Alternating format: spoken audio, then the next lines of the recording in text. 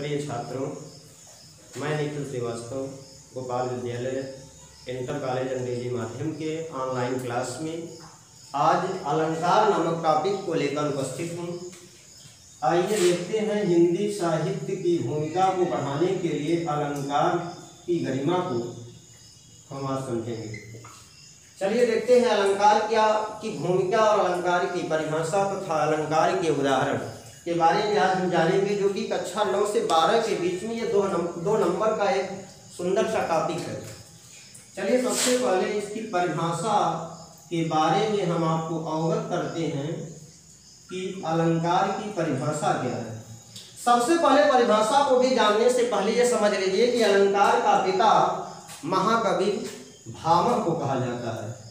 यानी अलंकार का जनक यूं कह लिया जाए कि अलंकार का जनक भामह को कहा जाता है।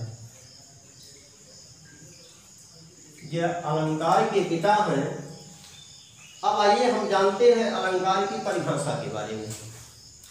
वैसे तो सुंदर शब्दों में कहा जाए तो काव्य की सुंदरता या शोभा या रमणीयता को बढ़ाने वाले तत्व अलंकार कहलाते हैं। लेकिन आचार्य दंडी एक जो संस्कृत साहित्य के प्रकांड विद्वान थे, उनके अनुसार आचार्य दंडी के शब्दों में अगर कहा जाए तो अलंकार की परिभाषा होती है काव्य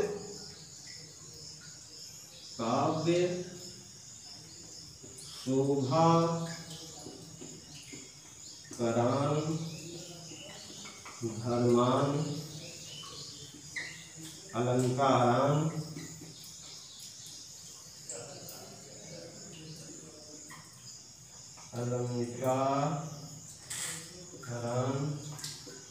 धर्मान प्रत्यक्षते।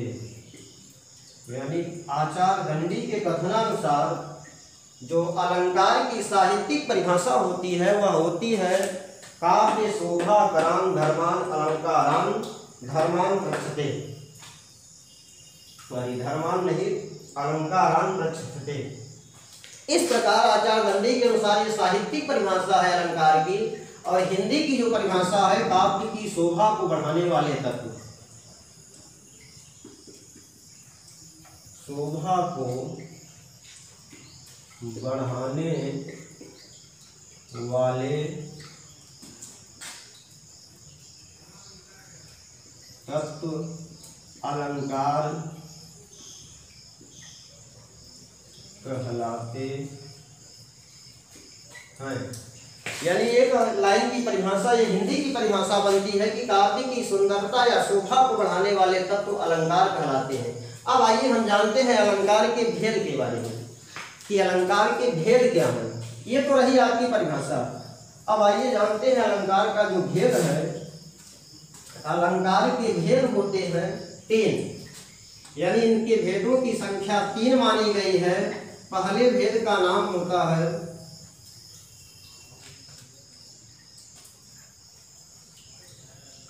शब्दालंकार।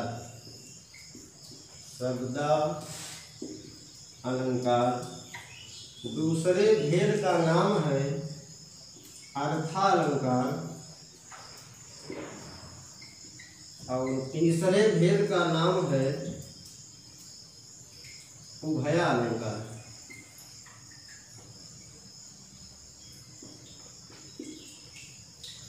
उभयालंकार। इस प्रकार ये रहे अलंकार के 3 भेद, यानी शब्दा अर्था और उभया। शब्दा अलंकार के 3 भेद बताए गए हैं, जो मुख्य 3 भेद हैं, जिनमें आते हैं अनुप्रास, यमक और श्लेष। अर्थालंकार के भी मुख्य रूप से 3 ही भेद हैं, जिनमें आते हैं उपमा, रूपक और उत्प्रेक्षा। इस तरीके से यानी शब्दालंकार की परिभाषा होती है। अब समझते हैं सबसे पहले शब्दालंकार की परिभाषा के बारे में। काव्य में जहाँ शब्द के माध्यम से चमत्कार उत्पन्न हो उसे हम शब्दालंकार कहते हैं, जिसके 3 पार्ट हैं, अनुप्रास, यमक और श्लेष मुख्य रूप से। ठीक उसी प्रकार से अर्थालंकार की परिभाषा बतलाती है, काव्य में जहाँ अर्थ के माध्यम से चमत्कार उत्पन्न हो उसे अर्थालंकार कहते हैं, और काव्य में जहाँ शब्द और अर्थ दोनों के माध्यम से चमत्कार पैदा किया जाए उसे उभयालंकार कहते हैं।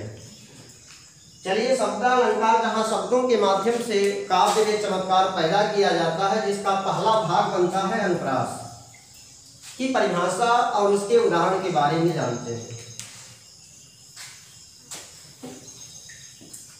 अब शब्दालंकार का पहला पार्ट होता है अनुप्रास अलंकार।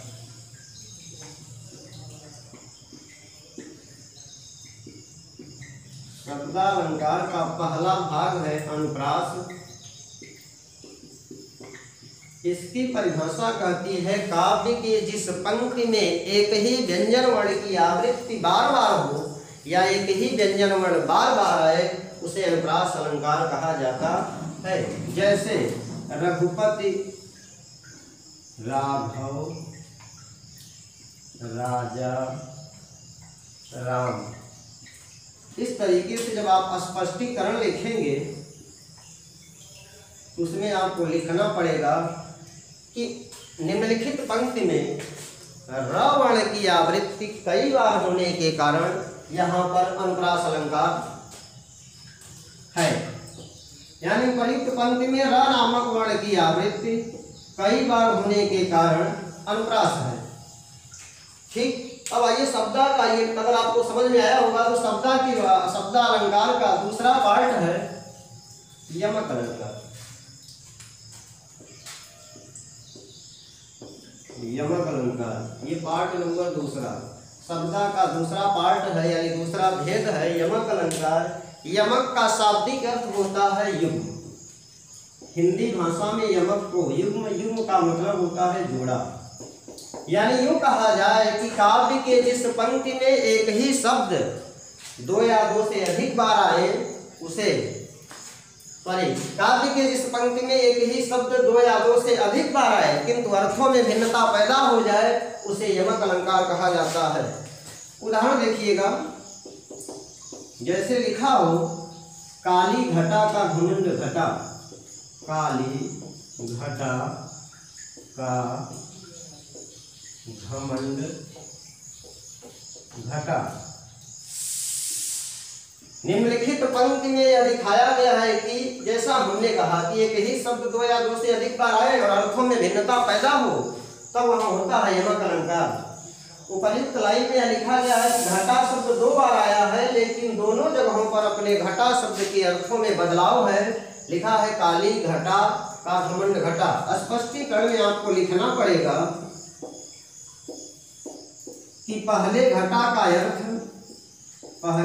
का अर्थ बादल से है और दूसरे घटा का अर्थ कम होने से है।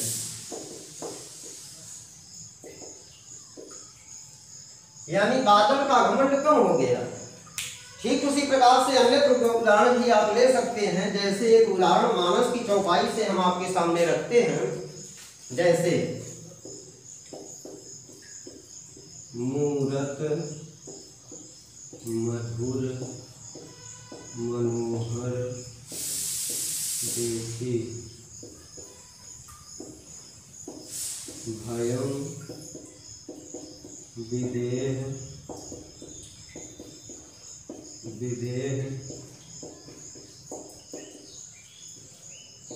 विदेही। चलिए, जो यह जो चौपाई रखी गई है मानस की चौपाई है, जो कि उपमा यमक अलंकार को साबित करती है।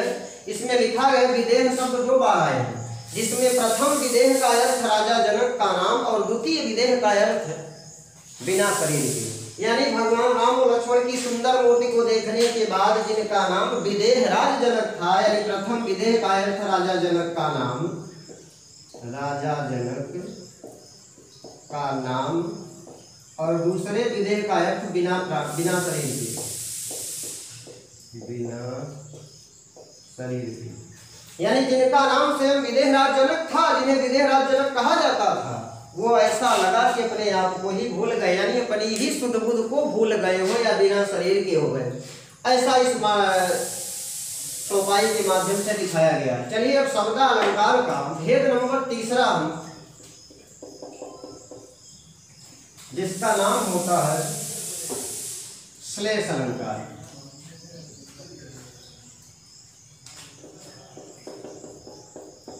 श्लेष अलंकार, ये शब्द का तीसरा पार्ट है श्लेष। श्लेष का शाब्दिक अर्थ होता है चिपका हुआ। क्या? श्लेष का शाब्दिक अर्थ है चिपका हुआ।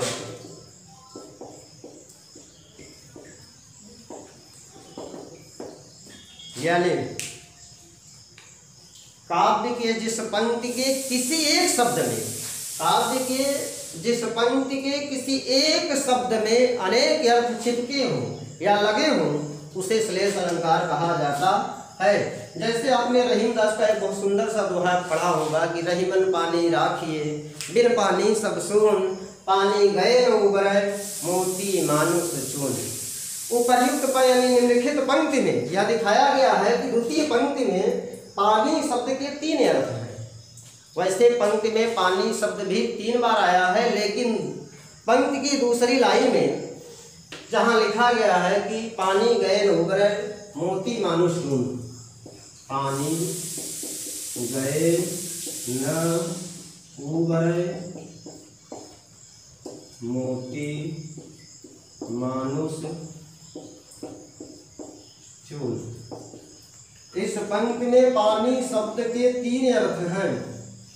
प्रथम अर्थ है मोती, मोती को लेकर है चमक से। द्वितीय अर्थ है मानुष माने मनुष्य, मनुष्य का से तात्पर्य है उसकी प्रतिष्ठा या सम्मान से। और तीसरा अर्थ है चून का, इसका अर्थ लगाया गया है इसके जीवन से या इसके प्राण से। यानी सीधे अर्थों में कहा जाए कि मोती की जो चमक होती है वह पानी से तैयार होती है, और मानव मनुष्य का की जो प्रतिष्ठा या सम्मान जो इज्जत होती है वह पानी से ही बनती है। और चूने का जीवन, अगर पानी हटा लिया जाए तो इसका जीवन निरर्थक हो जाता है। बस आज की वीडियो में इतना ही। अगले नेक्स्ट वीडियो में हम फिर मिलेंगे अगले नए टॉपिक के साथ। यह वीडियो कैसा रहा हमें ज़रूर बताइएगा आप, और लाइक और कमेंट और शेयर करके यह बताइएगा कि इस वीडियो के जरिए आपने क्या सीखा और क्या जाना। जैसा भी ये वीडियो रहा है आप लाइक और कमेंट हमें ज़रूर करिएगा।